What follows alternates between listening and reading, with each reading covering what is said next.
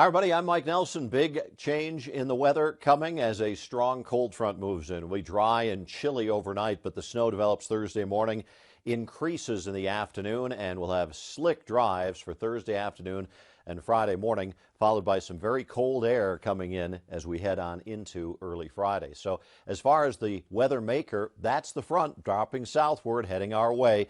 By early in the day on Thursday, it will be entering northeast Colorado with cold and snow there, mostly clear ahead of the front.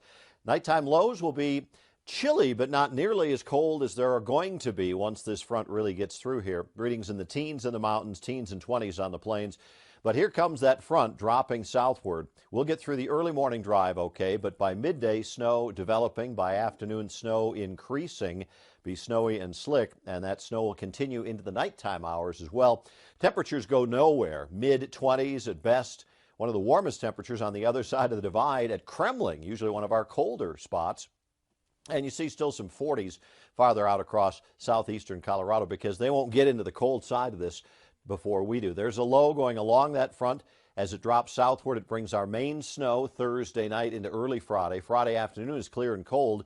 Milder air starts to come in by Saturday, and that continues into Sunday. So it's a fierce but short-lived cold snap coming our way. 7-day forecast, 25 action day for Thursday with snow developing, snow ending. Very cold Friday morning after about 3 to 5 inches of snow, 22 for the high on Friday. Then back to 42 Saturday, 50 on Sunday, and it'll be in the mid-50s by Tuesday, Wednesday, and into Thanksgiving. Looks like 40s and mostly cloudy skies.